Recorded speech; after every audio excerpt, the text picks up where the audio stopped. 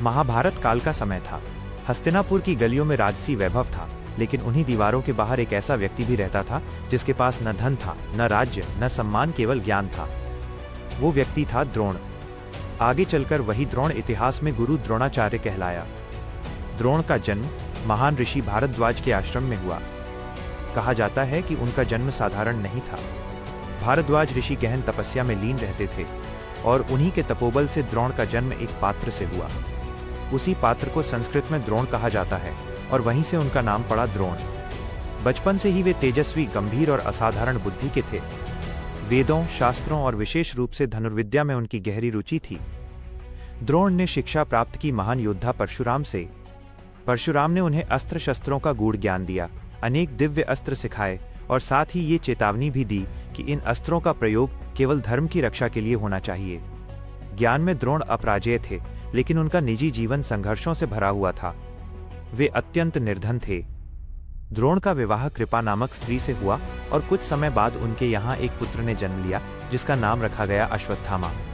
पुत्र का जन्म उनके जीवन में आनंद तो लाया, लेकिन जिम्मेदारियां भी बढ़ गईं। घर की हालत इतनी खराब थी कि कई बार अश्वत्थामा को दूध तक नहीं मिल पाता था। मजबूर होकर द्रोण और उनकी पत्नी पानी में आटा घोलकर उसे दूध बताकर अपने पुत्र को पिलाते थे। एक पिता के लिए इससे बड़ा दुख शायद कोई नहीं हो सकता।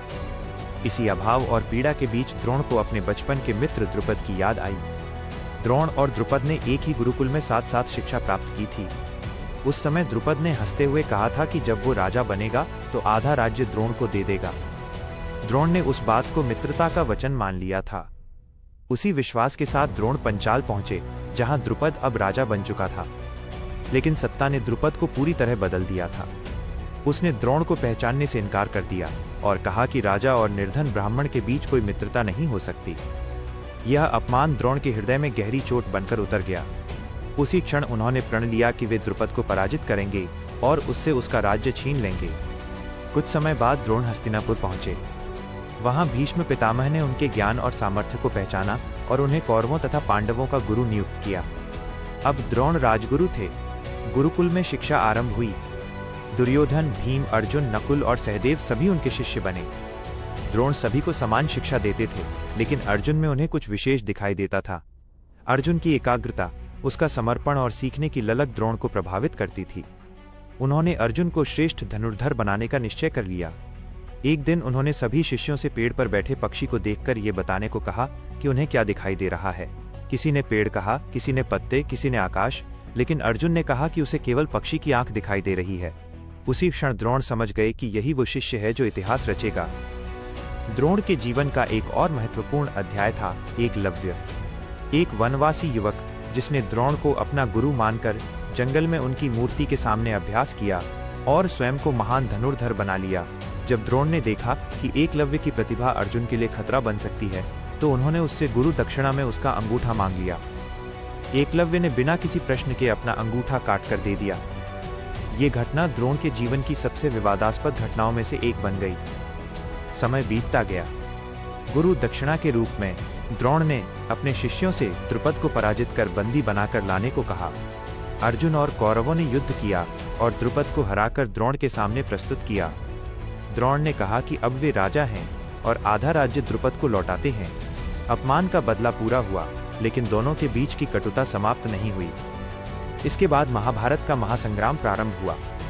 द्रोण ने कौरवों का साथ दिया क्योंकि वे हस्तिनापुर के राजगुरु थे और उनका पुत्र अश्वत्थामा भी कौरव पक्ष में था। युद्ध भूमि में द्रोण अजेय सिद्ध हुए। उनके अस्त्रों से पांडव सेना विचलित हो उठती थी और उन्हें पराजित करना लगभग असंभव लगने लगा। तब श्री कृष्ण ने पांडवों को एक उपाय बताया। उन्होंने कहा कि द्रोण को तोड़ने का एकमात्र मार्ग उसके पुत्र से जुड़ा है। भीम ने एक हाथी को मारकर घोषणा की कि अश्वत्थामा मारा गया।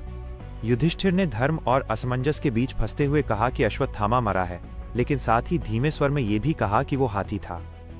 जब द्रोण ने अपने पुत्र की मृत्यु की बात सुनी तो उनका हृदय टूट गया।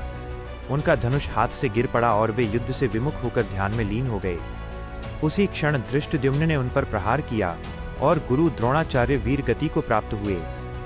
द्रोण की मृत्यु केवल एक योद्धा की मृत्यु नहीं थी, ये एक पिता की हार थी, एक गुरु की पीड़ा थी और एक ऐसे मनुष्य की त्रासदी थी जो ज्ञान, मोह और प्रतिशोध के बीच फंस गया था।